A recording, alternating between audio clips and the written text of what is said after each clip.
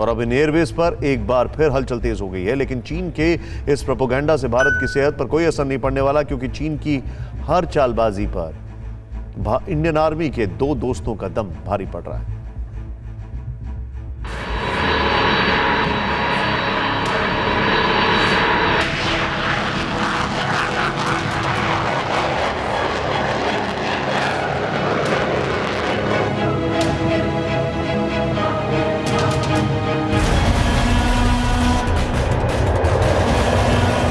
ये चीन के खिलाफ हिंद की आखिरी यलगार है। ड्रैगन पर अंतिम प्रहार के लिए इंडियन एयरफोर्स तैयार है और इंडियन आर्मी और एयरफोर्स की प्लानिंग एलएसी से चाइनीज आर्मी का फुल एंड फाइनल करने की है।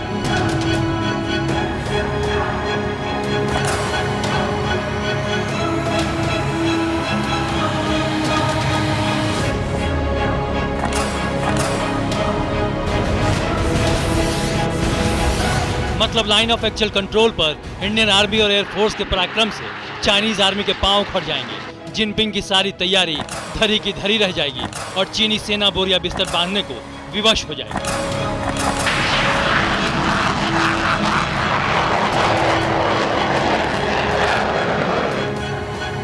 एयरफोर्स चीफ आरकेएस भदौरिया ने एक साथ चीन और उसके चेले पाकिस्तान को लास्ट वार्निंग दे दी है।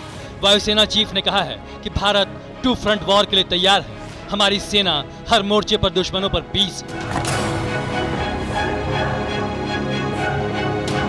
फोकस रहता है कि हमारी operational capability current threat scenario के अगेंस्ट बिल्डअप की जाए, अगेंस्ट प्रिपेयर्ड रहे, एंड हमारी कैपेबिलिटी पूरी तरह से तैयार है 2 फ्रंट वॉर के लिए भी। कहते हैं कि अगर 2 दोस्त मिल जाएं तो कोई भी मुश्किल आसान हो जाती है और इस वक्त सेना प्रमुख जनरल मनोज मुकुंद नरवणे और वायुसेना प्रमुख आरकेएस भदौरिया पुराने और पक्के दोस्त, दोनों नेशनल डिफेंस एकेडमी यानी एनडीए के कोर्समेट्स हैं और दोनों की ही सेनाएं संयुक्त रूप से पूर्वी लद्दाख में चीन से युद्ध लड़ने का अभ्यास कर रही हैं। लेह के आसमान में भारतीय वायुसेना के C-17S, इल्यूशन 76S और C-130J हरक्यूलिस विमान लगातार उड़ान भर रहे हैं और चीनी सेना के सामने डटे करीब 50,000 भारतीय सैनिकों के लिए साजो सामान और राशन पानी उपलब्ध करा रहे हैं। देखिए, ये हिंद के वो वायुवीर हैं जो लद्दाख में गरज रहे हैं। इनकी तैनाती से लाल सेना का खून सूख रहा है। इनके सिर उठाते ही युद्ध युद्ध चिल्लाने वाले चीन का जोश पाताल में पहुंच गया है और भारतीय सेना का जोश हिमालय से भी ऊंचा हो गया है।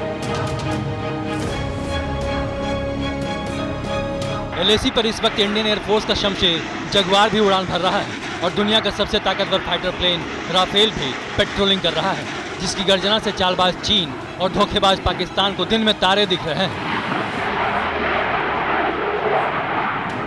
The integration of Rafales brings in a platform armed with weapons, sensors and technologies that is way ahead and would give us an operational and technological edge in this area. मतलब भारत चीन को मौका भी दे रहा है और जरूरत पड़ी तो एलएसी से बाहर करने की भी फुल प्रूफ तैयारी कर ली है। 7वें दौर की बातचीत में भारत ने चीन से 2 टूक कह दिया था, पहले आए पहले जाओ की तर्ज पर उसके सैनिकों को एलएसी और पूर्वी लद्दाख से हटना होगा। 12 अक्टूबर को दोनों देशों के बीच में बातचीत प्रस्तावित है। इस बातचीत के अंदर दोनों देश ईस्टर्न लद्दाख के इलाकों के अंदर डिसएंगेजमेंट को कैसे तैयार किया जाए या कैसे इंप्लीमेंट किया जाए, इसकी रूपरेखा पर बातचीत करेंगे।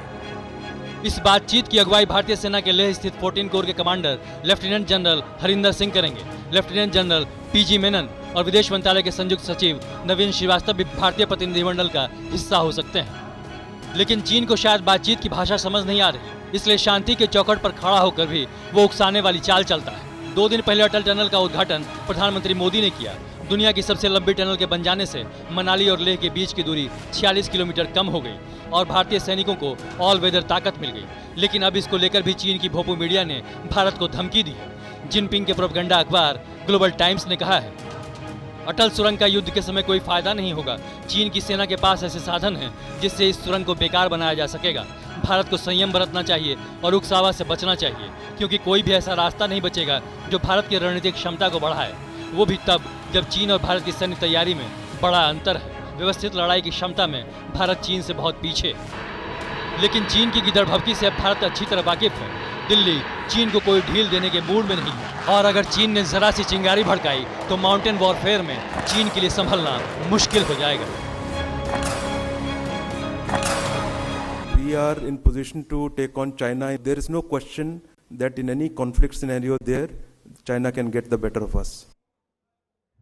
न्यूज़ टॉप 9 रोज सुबह 7 बजे और शाम 7 बजे सिर्फ TV9 भारतवर्ष पर।